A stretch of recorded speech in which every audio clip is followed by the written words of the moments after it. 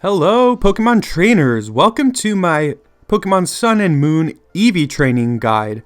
This is where I'm going to show you the best spots to EV train your Pokemon in Sun and Moon, and give you a little kind of tutorial on how to go about EV training in Sun and Moon, because things have definitely changed since 6th Gen. So before I begin the guide, I want to kind of state that this guide is going to assume that you have some amount of knowledge about EV training, the basics of it, what it is, what it means. EV training, EVs stand for effort values, not Eevee, the little cute Pokemon. So EV training, if you don't know at any time, if you're unsure about something I'm talking about, I will be providing a lot of different links in the description that can hopefully explain it to you a little better and hopefully get you started for EV training. EV training is very helpful if you want to increase your Pokemon stats and make them competitive for battling. So let's start by going over some of the best places to EV train in Pokemon Sun and Moon. And before I do this, a little quick disclaimer. This is what I found from the research I have done. So you might find that there is a better place to EV train for a certain stat than I might be presenting here, but through the research I've done, these seem to be the most ideal places for any single stat.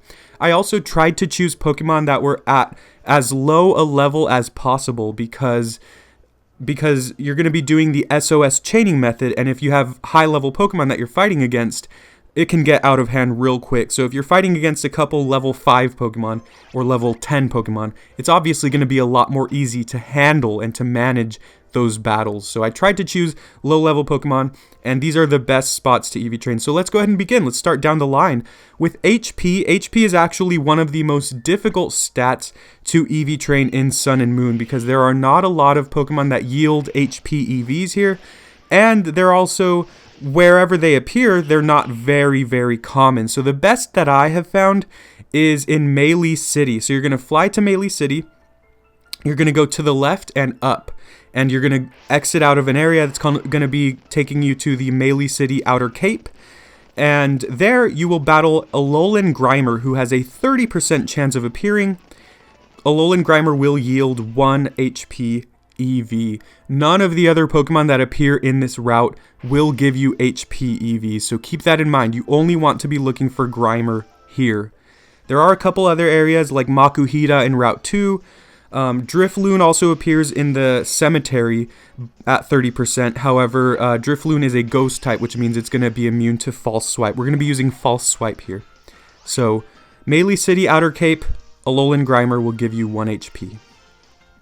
For attack is actually one of the easiest stats to EV train in. The best place to go for attack is going to be Route 4.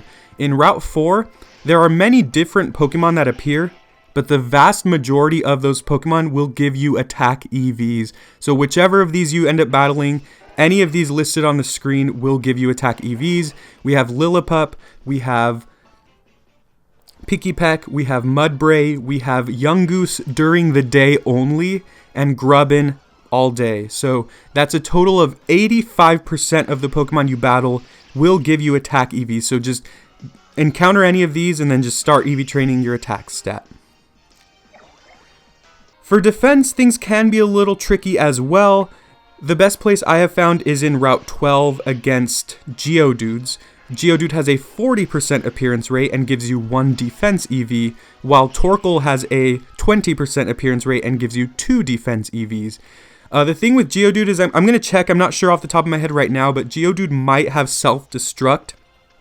If it does have self-destruct, this is going to be a lot more tricky. So if you have a Pokemon with the Damp ability that prevents them from using self-destruct, you might want to bring your Pokemon with Damp to help you in this battle. Otherwise, another place to EV train in defense is going to be Executor Island. There, you have a 40% appearance rate with Execute and a 30% appearance rate with Pelipper. Execute will give you 1 defense EV, and Pelipper will give you 2 defense EVs. Do note, Executor gives you special attack EVs, not defense, so do not battle the Executors. The problem with Executor Island is that the Pokemon there are at much higher levels. They're all at level 40. So if you have a super, super high level Pokemon, then maybe this is going to be okay for you to kill level 40 something Executes. But if you don't have super high level Pokemon, then maybe try to stick to Route 12. For special attack, you're going to come to the trainer school on Route 1. One of the first places that you encounter, you're going to go to the left of the trainer school. There's a little gate and there's some grass there. Once there, Magnemite has a 50% rate of appearance. Magnemite will give you 1 special attack EV. This is the best place in the game to find a Pokemon that yields special attack consistently. For special defense, things are also fairly tricky. The defensive stats in this game are kind of hard to EV train for. The best place I have found is going to be Route 8. You're going to come all the way down and it'll take you past the little Wimpod area. You're going to surf there on Lapras and ride around until you battle a Tentacool. Tentacool has a 40% appearance rate and will give you 1 special defense EV. Finally, speed, luckily, is the easiest stat to EV train for in Pokemon Sun and Moon. You're going to fly to Coney City. You're going to go downward and exit the city, and then you're going to come up on Route 9 into Diglett's Tunnel. Diglett's Tunnel has a 100% rate of giving you a Pokemon that gives you speed EVs. Zubat appears 70% of the time, and Diglett appears 30% of the time. And so both of those Pokemon give you speed EVs, so battling and killing either of those will allow you to easily EV train in speed. So those are the best places to go to EV train your Pokemon. And now we're going to talk about how to EV train your Pokemon, because once again, in 6th Gen, it was a little easy. You could use Sweet Scent and a horde of Pokemon would appear and you could kill 5 at once, and that kind of kept things smooth and fairly easy. In this game, in some ways it's a lot easier, and in some ways it's a little bit more annoying. So here is what you're going to need to EV train your Pokemon, to start EV training. I highly recommend you beat the game before you start doing this, and normally that'll be the case. Once you beat the game, you're going to want more competitive Pokemon. You're going to want to take on the battle tree and maybe start battling online, maybe start preparing for VGC, and so you're going to be more focused on EV training than you are when you're playing through the story mode. So beat the game, preferably. You're also going to need the item Adrenaline Orb. Adrenaline Orbs can be purchased at any Pokemon Center as soon as you beat the Fire Trial. The Fire Trial is kind of one of the first trials. It's maybe the 4th or 5th one that you encounter, and so it's kind of in the early to mid stages of the game. It's not that hard to get to, and then once you beat that, you are able to buy Adrenaline Orb anywhere in any Pokemon Center. You need Adrenaline Orb. You need at least 1. I would say you need at least 2, because you're going to use one Adrenaline Orb in the battle, and then the other one you can keep using it if the Pokemon does not call for help to waste a turn. The more of these you have, the better. So I try to stock up and have around 50 at any given time, maybe 30 or more. The more you have, the better, especially if you're going to be doing a lot of EV training. Next, you should have a high level Pokemon with the move False Swipe. So the higher the level, the better. If you have a level 100 Pokemon with False Swipe, that's perfect. It's not going to be able to, or it's going to have an easy time against anything and everything. So the higher the level, the better. I recommend level 60 or higher. I have a Kartana at level 63 with False Swipe, or 67, something like that, with False Swipe, and that helps me out a lot. So high level, powerful Pokemon with the move False Swipe. Now, these next couple of things are highly, highly recommended. You do not absolutely need them, but if you have them, they are going to speed up the process immensely. So the first is Pokerus. Now, Pokerus is going to be very hard to find. There's a link in the description if you don't know exactly what Pokerus is, but it doubles the EVs that your Pokemon gains. And so you need to spread it around your team and then EV train with your Pokemon that have Pokerus. If you don't have a Pokemon with Pokerus, you can get lucky on the GTS. Sometimes people will trade you Pokemon with Pokerus. Maybe if you do a bunch of Wonder trading one day, maybe some of the Pokemon will have Pokerus. Sometimes people are nice and they just Wonder trade out a bunch of Pokerus Pokemon. Also, you could try to look on some online forums and ask people to trade. Pokerus, once you have it, it's pretty easy to kind of spread around, and it's not like it costs the person anything to give you a Pokemon with Pokerus. So if you find someone who has it and someone who's nice, then it shouldn't be hard to get it. But you really should have Pokerus. Finally, you're going to need the power items. This is the most annoying, if Pokerus is not the most annoying. With the power items, they cost 16 battle points each at the battle tree, And so you get battle points by actually at the Battle Royale, I think you can buy them, but you get battle points by challenging the Battle Royale and challenging the Battle Tree and performing well in those. So grind out, choose your best teams, grind out some battles in the Battle Tree or Battle Royale, rack up that battle point, those battle points, and try to buy the power items that you need. They are 16 battle points each, and there is one battle power item for each stat. And then finally, you're going to want to make sure that your experience share is turned on. That's going to be helpful because you're probably going to be EV training a lower level Pokemon, and so it's going to be in the back of your party, and you're going to use your high level False Swiper to do the damage for you. So that your level 1 Pokemon doesn't have to get dirty and doesn't die every 2 turns. So turn your experience share on. And now I'm going to explain what you're going to want to do, and then I'm going to show you a little demonstration of quickly EV training a Meteor. This method takes not very long at all. It can take anywhere from 10 to 20-ish minutes, depending on what's going on with you, but what you're going to do is you're going to go to the area that you want to EV train your Pokemon in.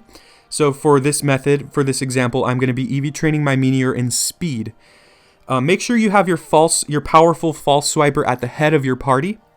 You're going to walk around in the area until you encounter the Pokemon that you are looking for. Since I'm EV training in speed, any of the Pokemon that appear are going to be Pokemon I'm looking for because they're going to all give me speed.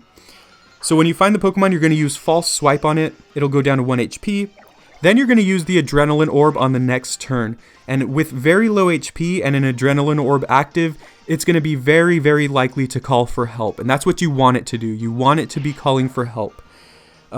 Because when it calls for help, every Pokemon that appears after the very first one will double the EVs that it gives.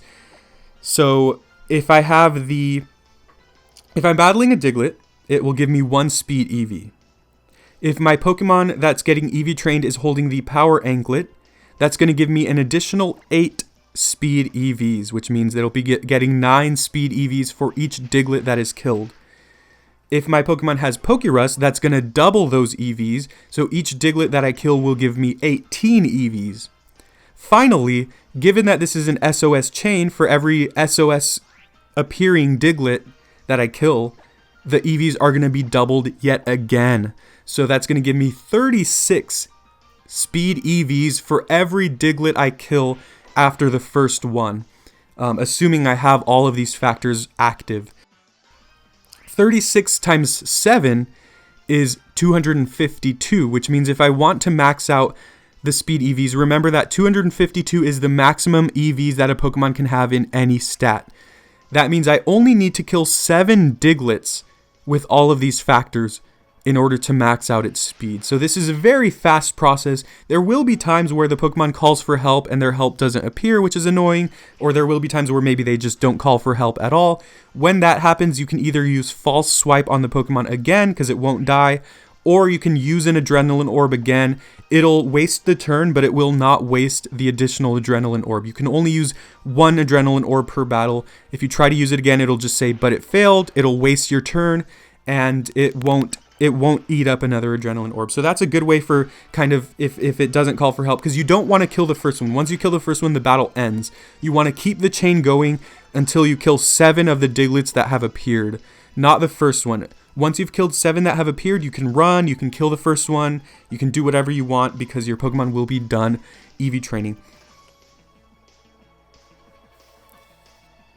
And of course, given that the experience share is on, you can mass EV train here. If you have multiple of these power items, say I have 5 power items, 5 power anklets, and I have 5 Pokemon that I want to EV train in speed, I can have them all in my party, all holding power anklets, all with Pokerus, and then just have that really powerful Pokemon at the front killing all the Digletts that appear, and all of them will gain the same amount of EVs.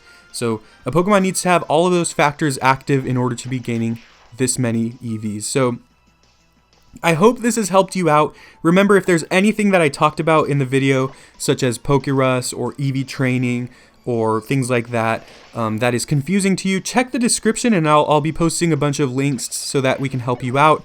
I hope this guide was really helpful to you. I know that I haven't seen too many guides or too many tips on where to EV train, and since I just beat the game and I really want to start EV training good teams, I've been looking myself, so I did some research and threw together these spots. So please leave a like and subscribe if this helped you out. Subscribe for more Pokemon content, and leave a comment if you have any questions. I'd be happy to answer. And how's EV training been for you? Are there any other areas in the game that are more ideal than the ones I listed? Thank you very much for watching. I'll see you very, very soon.